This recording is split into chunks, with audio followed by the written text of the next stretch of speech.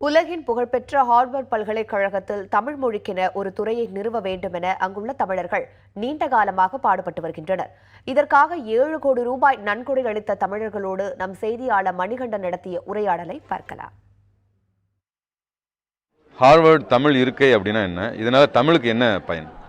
Harvard Tamil இருக்கேன்னாக்கா அது தமிழ் துறை, தமிழுக்கு ஒரு துறை உண்டாகுது. அந்த துறைக்கு ஒரு தலைவர், பேராசிரியர். அந்த பேராசிரியர்னால 3 காரியங்கள் நடக்கணும். ஒன்று ஆராய்ச்சி, அதை பற்றி பப்ளிகேஷன், 3வது பயில்வித்தல். இது 3. இந்த தமிழ் இருக்கை அமைக்கிறதுல உங்களுடைய பங்களிப்பு, உங்கள் இருவருடைய பங்களிப்பு என்ன?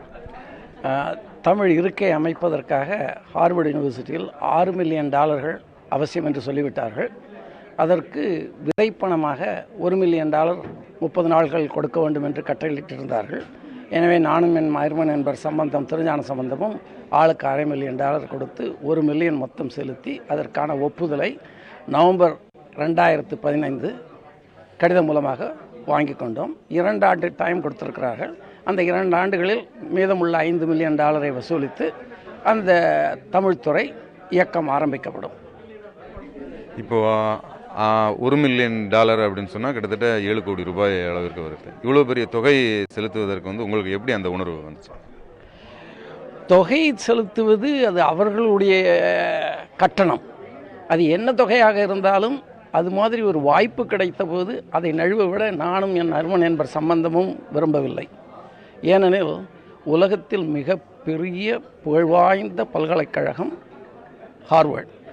அங்கு மிக அருமையான தமிழ் மொழிக்கு ஒரு ஆராய்ச்சி கூடம் அமைத்தால் அதைவிட பெருமை என்னவிருக்க முடியும் என்பது எங்கள் நோக்கம்.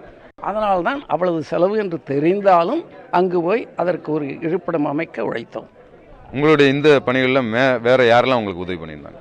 எல்லா மக்களும் நீங்களும் உதவி பண்ணுறீங்க. இப்போ அதனால் எல்லா தமிழை தெரிஞ்சவங்க, தமிழை உணர்ந்தவங்க, எல்லா தமிழர்களும் ஈடுபண்ணுங்கிறது தான் விருப்பம்.